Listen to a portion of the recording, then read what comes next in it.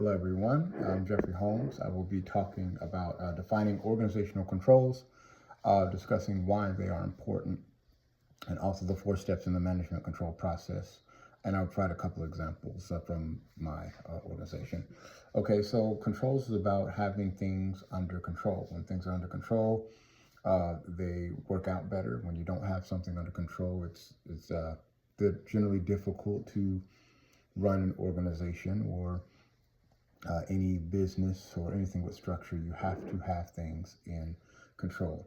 So it's a process of measuring performance and taking action to get the desired results. All right, so you have to measure performance against the performance against what is actually taking place, against what you desire to get the results that you want. Okay, so controlling is about making sure that the right things happen according to objectives. It happens in the right way. It happens in the right timing. So you set the goals, and if you have it under control, it is going as planned, and it's making sure that things are going according to plan, basically. It would be helpful to kind of review some of the components of controlling. So there's feed forward, that's like to get ahead, ensures that the objectives are set and things are going well before the work begins. So basically it's like setting a standard. So you make clear objectives, you basically set the standard. The question that you want to ask is what needs to be done before we get started. So you have to make sure that the objectives are pretty clear. So that's feeding forward. And then you have the concurrent control, which is what's happening. You're kind of reviewing what's happening in real time. So maybe a manager on a shift is watching, their employees as they are preparing all the food. They are making sure that in real time it happens. So it answers the questions, hey, what can we do to make sure things are going well right now? So that's where supervision comes into place. And then, of course, feedback we're pretty familiar with. You get feedback after the action is completed, and basically saying, hey, now that we're done, how good of a job did we do? So that's where an evaluation would take place. All right. So the control process, there's 4 steps in the control process, though, and that first starts off with planning. You have set objectives, and you look at output and input. So the output. The input is basically you're looking at the effort put in. The output, you're looking at the results. And so you're looking at input and output. And so that's first in the control process. You have to plan where you're setting objectives and standards of performance. You set the standard. The second part has to do is the control is you measure the actual performance. You're measuring the productivity. You're giving feedback.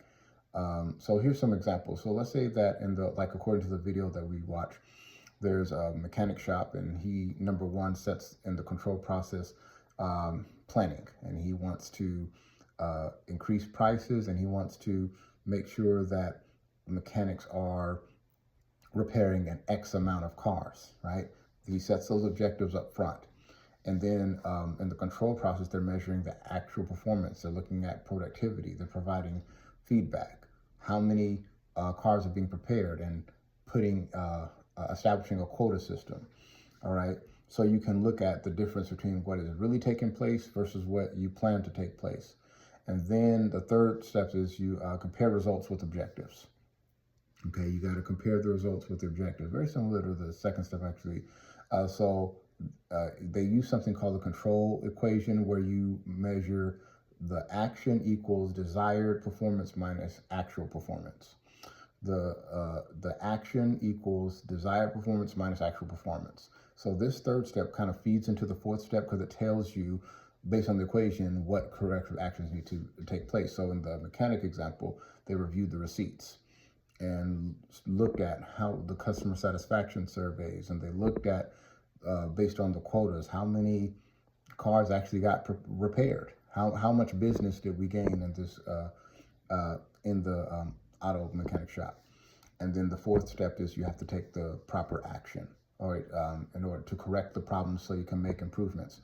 So he looks at the situation. He said, okay, in step 1, I I made a plan on the price increase and the amount of cars we had to get done. I started coming up with a system to measure the performance. I looked at and reviewed the data of how we performed. And now I have to say, based on what I see here, what action do I have to take? He may have several actions in the shop. He may need to decrease his prices. He may need to say that, hey, I set a goal that was a little too high.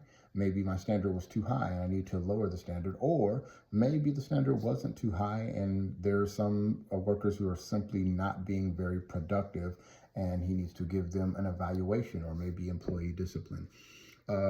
It's interesting. I think this lesson really spoke to what I'm facing with my job. I work as a program director of a nonprofit youth program, after school program. And there's a couple of things that I can think of. Like, number one, I'm really big on being accurate with our timesheets, because if we use a software called Playground and we track attendance, if they are not in Playground, they're technically not with us. If a parent ever wanted to know, is my child with you? I should be able to go in as a manager and look in and say, yes, Tim is here. He's clocked in at 2:30. But what if it doesn't say that in my timesheet? And I looked at it and said, well, he's not clocked in, but then I go out and see he actually is here. Then my question for the staff would be, why is the child not clocked in? We have to show that we have these child in our supervision. And so that was one control. And so when I look at it and I see it's inaccurate, I have to begin to ask the question, why are they not being tracked? Are people forgetting to say, hey, at the point of contact, I got to sign them in? Or are people saying hello, letting the kid come in, and then you forget?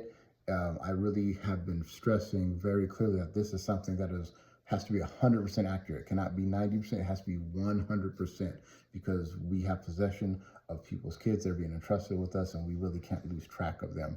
The other controls is coverage of the kids. Now that we can track them, but we have to actually, in real time, track the kids. We have to know where they are at all times. There never can be a moment where there is no coverage, and that's a very key point for us. There can no youth can be somewhere and a staff does not know.